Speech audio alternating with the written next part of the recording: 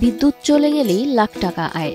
শুনতে অবাক লাগলেও কেবল গ্রীষ্ম মৌসুমেই লাখ লাখ টাকা আয় করেন তারা। এখন একটু চাহিদা আছে, গরমের সময় একটু চাহিদা হয়।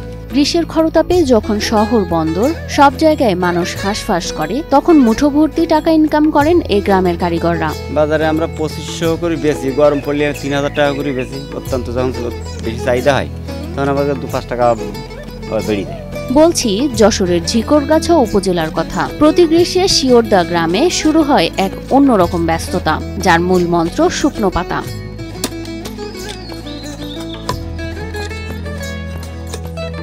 এ গ্রামে গ্রীষ্ম মানেই হাত পাখা তৈরির মৌসুম। প্রতিটি ঘর যেন এক একটা ছোট ছোট কারখানা। আগে পাতা প্রচুর পাওয়া যেত, আর এখন আর ততটা পাতা মেলে না।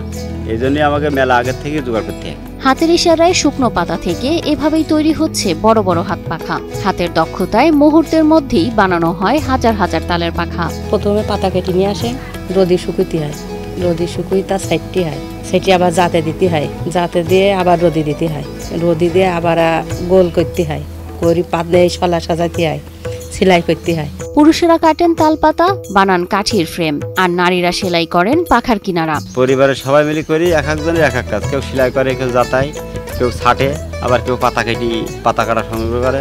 এক একজনের এক এক ভাগে করতে হয় কাজ।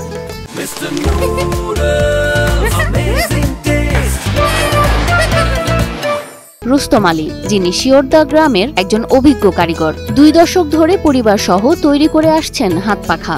একটা পাতা কিনলে দুটো হয়। রুস্তম প্রতি বছর 20 টাকা দরে সংগ্রহ করেন প্রায় 15 থেকে 20 হাজার তাল পাতা। সেগুলো শুকিয়ে বাঁশের কাঠি দিয়ে ফ্রেম বানিয়ে সুই সুতা দিয়ে তৈরি করেন হাত পাখা। একটা পাতা 20 টাকা করে পিস পড়ে যায়।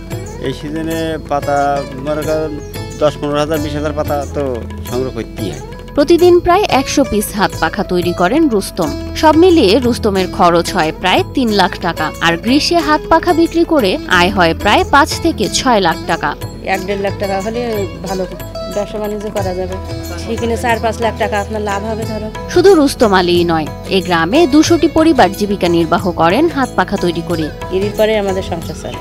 যদিও এখন ইলেকট্রিক ফ্যানের যুগ, তবুও লোডশেডিং আর চরম গরমে হাতে তৈরি এই পাখার কদর কমেনি। বিশেষ করে গ্রামে তো বটেই, গরমে শহরেও এর চাহিদা বেড়ে যায়।